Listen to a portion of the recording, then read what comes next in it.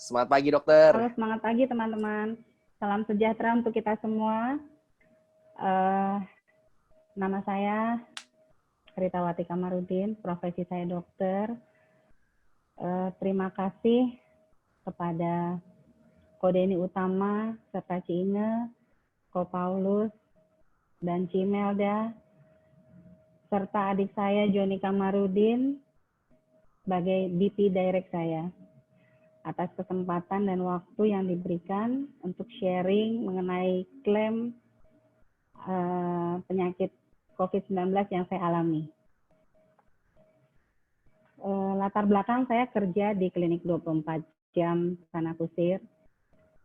Di penghujung bulan Maret, sekitar tanggal 26 Maret itu saya demam, saya merasakan demam, batuk, sedikit gatal tenggorokan, tapi tidak sesak. Badan saya pegel-pegel sekali. Saya masih berpikir, ini flu gitu ya. Karena kebetulan tren penyakit itu dari Januari sampai Maret itu masih standarnya ISPA, tifus, DBD itu lagi musim. Jadi saya minum obat sendiri. Nah, saya minum itu hari kedua masih demam 38,3. Akhirnya saya masuk antibiotik. Sudah 5 hari, tetap masih demam, masih batuk-batuk, malah sekarang mulai agak diare. Akhirnya saya konsul sama teman saya internis, disarankan ganti antibiotik. Saya ganti yang lebih bagus lagi, tapi 2 hari minum saya tidak turun, masih demam. Lalu saya putuskan tanggal 2 April saya ke laboratorium Prodia. Saya cek darah lengkap, termasuk untuk tipes, DBD, dan ronsen paru-paru. Saya mulai curiga sebenarnya. Nah, hasilnya lab darah saya bagus. DBD tidak ada. Tifusnya pun untuk Salmonella IgM-nya negatif. Ronsen paru-paru saya bagus banget, bersih. Nah, saya curiga, khawatir ya udah mulai ada COVID kan. Nah, kebetulan kan teman kerja saya sekitar bulan akhir Februari itu dapat pasien, tapi waktu itu dia belum COVID sih, masih flu. Nah, waktu saya dirawat, saya dengar bahwa pasien itu ternyata sudah dirawat 2 minggu di RSPI, meninggal, dan ternyata dia positif COVID. Nah, tanggal 3 April, saya pergi ke Rumah Sakit Siloam Kebonjeruk. Di sana saya masuk ke UGD. Saya minta CT scan paru dan mereka cek lab ulang. Saya nunggu 4 jam untuk hasil CT scan parunya. Hasilnya ternyata positif. Ada flek sedikit, ada GGO-nya ya. GGO itu adalah ground glass opacity yang ciri khas untuk COVID. Nah, di sana saya bilang, saya dirawat deh. Nggak bisa dok, di Siloam ini belum ada perawatan untuk COVID. Kami masih buat di lapangan parkir. Memang saya lihat sih belum ada ruangan yang bagus ya di sana, maksudnya untuk COVID belum ada, masih dibuat. Dia menyarankan rapid di rumah sakit pemerintah, karena Siloam juga nggak ada rapid. Akhirnya saya, karena udah sore ya, ke rumah sakit juga di sana rapid habis. Ya udah tanggal 4-nya saya ke puskesmas, ternyata di sana juga kosong, lalu disuruh nunggu, ya saya nggak bisa nunggu lah, saya udah sakit beberapa hari. Saya bilang sama Joni, dan ternyata Joni adik saya dapat rapid. Akhirnya saya dirapid. Hasil rapid positif. Akhirnya oleh rumah sakit B yang memberikan rapid saya, itu saya dirujuk ke Wisma Atlet.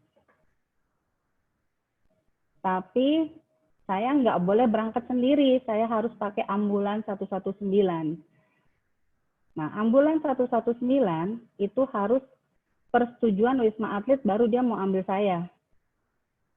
Di sana saya udah nunggu 7 jam, tidak ada jawaban dari Wisma Atlet. Mereka sibuk, pasien banyak banget. Nah, semua rumah sakit di Jakarta dihubungin juga sama Joni. Tidak ada yang bisa terima karena mereka ruangan isolasi terbatas. Hanya nerima beberapa rumah sakit yang terima pasien COVID itu kalau pasiennya benar-benar sesak sekali dan demamnya tinggi. Karena saya masih segar bugar, walaupun saya panas 38,5, 38, saya masih bisa jalan lah, nggak pusing-pusing banget. Akhirnya dengan kecewa saya pulang ke rumah. Joni mencari semua rumah sakit lagi di luar Jakarta, ternyata tanggal 6 itu dibilang akan buka ruangan COVID.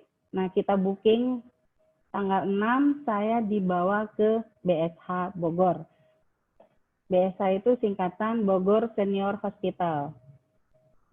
Nah, waktu saya tanggal 3 itu ke Rumah Sakit Siloam, saya dikasih obat kloroquine 2x2, terus sama Zitromax dan yang lain-lain lah ya. Nah, saya minum obat itu 2 hari turun panas saya. Jadi pas saya tanggal 6 itu ke BSH, panas saya sudah turun, sudah tidak demam. Tapi muncul lagi gejalanya. Saya mual hebat, saya diare, saya ada kadang-kadang deg-degan, nggak bisa tidur selama minum obat itu. Nah, setelah dirawat, dosis diturunin. Tapi memang saya udah nggak demam. Lalu saya tanggal 8 itu diambil swab PCR yang pertama untuk menentukan saya positif atau tidak. Nah, karena waktu itu PCR itu cuma satu adanya di RSCM Lembaga Eijkman, lama saya nunggu 2 minggu sambil saya diisolasi di rumah sakit BSH, saya nunggu 2 minggu. Ya saya disuruh happy, nggak boleh stres, terus banyak minum air putih lah gitu ya. Vitamin tambahan saya bawa sendiri dari rumah. Kebetulan saya nyiapin yang bagus dan itu memang kata saudara saya, coba minum dobelin 2x2 biar hasil PCR-nya jangan sampai positif. Nah, saya minum rutin. Tanggal 11 itu, puji Tuhan, saya sudah tidak minum obat lagi. Tanggal 11 saya sembuh, istilahnya tidak ada demam, tidak ada gejala apa-apa.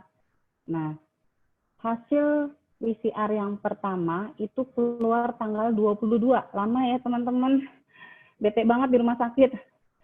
Aduh. Terus hasilnya puji Tuhan negatif. Nah, hari itu juga saya diambil PCR yang kedua, tapi dokter internis bilang, jangan kita bawa ke lembaga Eijkman lagi karena lama banget.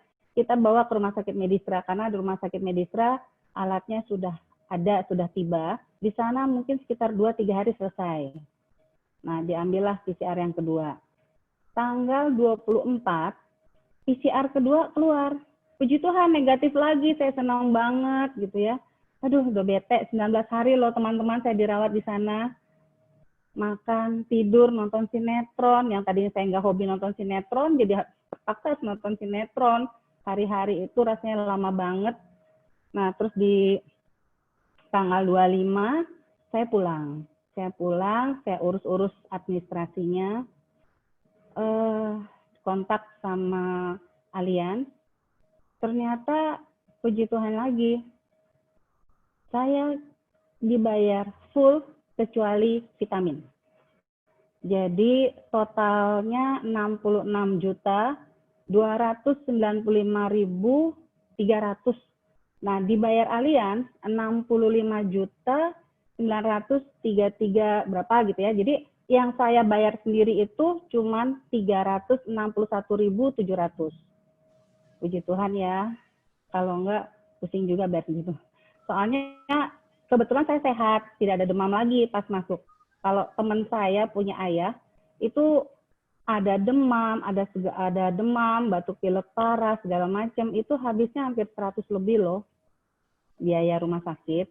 Wow. Nah, Nah, belum lagi kalau ventilator ya. Kalau pakai ventilator, bisa 300 jutaan deh, ICU-nya kan mahal ya. Nah, pengobatan yang pertama yang saya ke Leprodia, saya ke Rumah Sakit Siloam, saya klaim pakai Easy Claim. Dan itu keluar reimbursenya sekitar 3.425.000. Puji Tuhan ya, Allianz tidak bohong karena sesuai janjinya akan membayar pasien COVID. Itulah pengalaman saya klaim tentang penyakit COVID-19 dengan Allianz. Baik, terima kasih sekali Dok untuk sharing yang luar biasanya. Dan mungkin kalau teman-teman ada yang mau nanya, saya boleh buka satu pertanyaan deh buat teman-teman yang mau nanya. Kira-kira kalau ada yang pengen tanya nih ya. Kalau nggak ada, mungkin buat teman-teman yang pengen nanya ya teman-teman, boleh aku buka satu pertanyaan yang mau tanya ya. Cuman kalau nggak ada, mungkin aku akan coba bertanya mewakili semuanya nih. Jadi Dok, pengalaman nih Dok, kalau misalnya kita bisa share ke calon nasabah kita juga, mungkin apa sih yang bisa bikin biaya itu sebesar itu, sebengkak itu, bagian apa sih Dok yang kira-kira bisa bikin bill sebengkak itu Dok? Iya. Itu APD-nya mahal ya. APD itu ada level 1, 2, dan 3. Level 3 itu untuk level yang orang-orang parah, istilahnya yang di ICU dan sebagainya. Saya itu masuknya ke level 3 awalnya. Karena kan saya masih baru masuk rumah sakit, jadi mereka masih pakai level 3. Terus kesininya mereka turun ke level 2. Sampai akhirnya begitu PCR-nya negatif, mereka turun ke level 1. APD itu mahal banget loh. Itu kalau saya hitung-hitung hampir 1 jutaan loh. Wow. Satu hari ya. Satu hari tuh 1 jutaan. Kamarnya sih murah. Kamar isolasi itu kan cuma 1,2. Gitu. Oke. Berarti APD yang bikin mahal ya. APD Dan mahal. ini juga membuktikan bahwa Allianz mengcover APD ya teman-teman ya. Ya. Oke, baik, terima kasih Dokter Ritawati atas pengalaman sharingnya. Kita berikan tepuk tangan nih teman-teman buat Dokter Ritawati. Semoga dokter tetap sembuh, tetap sehat terus ya. Amin. Terima tetap kasih. terjaga kondisinya. Ya, sukses ya teman-teman di Allianz. Amin. Terima kasih Dok.